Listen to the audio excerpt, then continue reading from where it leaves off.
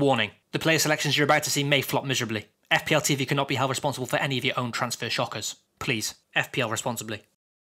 Hey guys, and welcome back to the Point Predictor, the series where I predict 5 players that I think will score points in the upcoming FPL game week. I can only choose one player per club, and I must follow the categories shown on screen. Before making predictions for Game Week 8, a quick word about OneFootball, who have kindly sponsored this video. The world's best football news app is now even better, relaunching with a fresh new design. Gain access to news, scores and stats from leagues all over the world, with a brand new interface that's cleaner, simpler and smarter than ever. As for FPL, you can follow each team in the Premier League and get live updates from all the goals and assists every game week. Download it for free using the link in the description box below. Looking back to last week's picks, I managed just the 2 out of 5 correct predictions. Chelsea continued their strong defensive form, so a nice clean sheet for Chilwell there, and Harry Kane scored once from the spot against Brighton.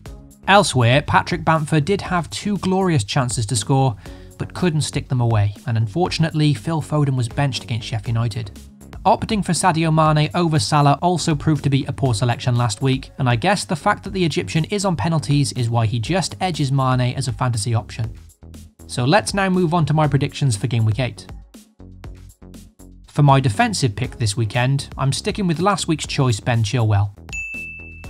Both him and João Cancelo are still producing some very impressive attacking numbers for defenders, but with Chelsea facing Sheffield United and with Man City facing Liverpool, it was an easy choice this week to separate the pair.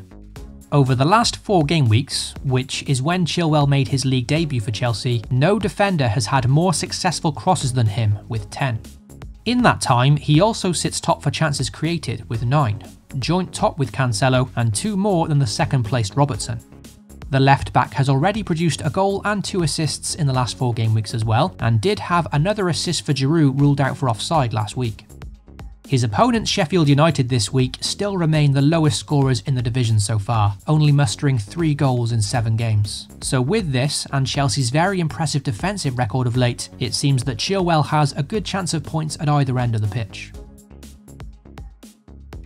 My budget midfield pick for Game Week 8 goes to James Ward-Prowse.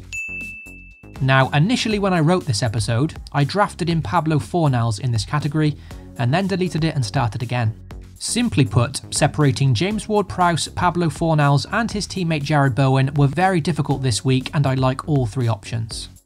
What swayed it for me is that although Pablo Fornals has better stats in terms of open play goal threat, Ward-Prowse just has more ways of picking up points this week. He's on corners, free kicks, penalties whilst Ings is injured, so he just seems to offer an all-round package. Interestingly, I also noticed that Newcastle have conceded the most shots from set pieces in the league, with 10 in 7 games, and this too can only bode well for Ward-Prowse and his superb free kick ability. My midfielder of any price for Game Week 8 goes to Kevin De Bruyne. Selecting a player in a big game like City vs Liverpool always feels a bit risky, because it's so hard to predict how these games will play out.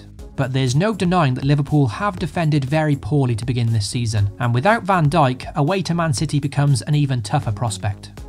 Incredibly, Liverpool have conceded the second most goals of any team this season, with 15 in 7 games, just 1 less than West Brom. Granted, almost half of these did come in that 1 game against Villa, but it's still an outlying statistic, and even so, they still only have 1 clean sheet to their name so far. De Bruyne has had a stop-start season, and due to missing 2 games through injury, his recent stats aren't off the scale like they normally are.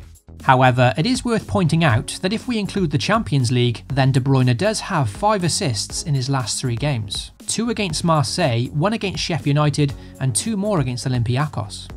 The Belgian also played a starring role in their 4-0 win against the champions last season. For my budget forward this game week, below the price of 8 million, I've gone for the very consistent Calvert-Lewin.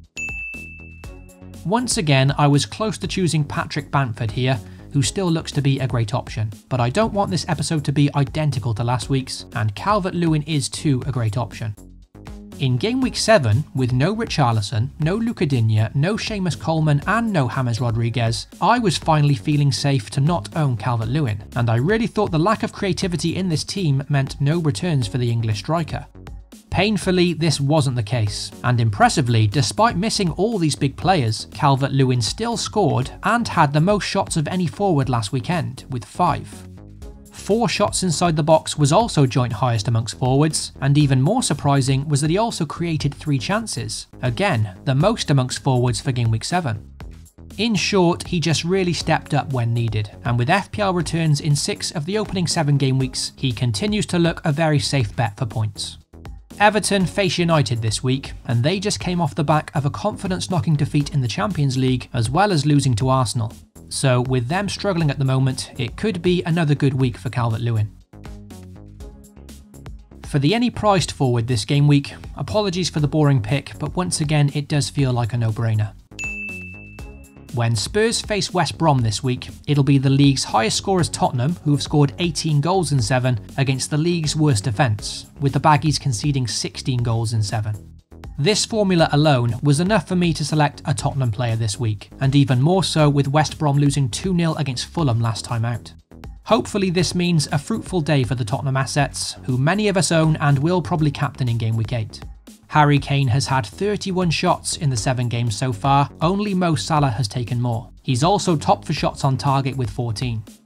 I don't want to repeat myself in these episodes, but as we know, he also has penalties in his locker and is also producing outstanding creative stats as well. And that's my 5-point predictor picks for Game Week 8. If you enjoyed the video, then please consider supporting FPL TV by dropping a like and most importantly getting subscribed. You can also hit the notification bell so you always know when a new video goes live. Good luck to you all in Game Week 8, FPL responsibly, and I'll catch you all very soon.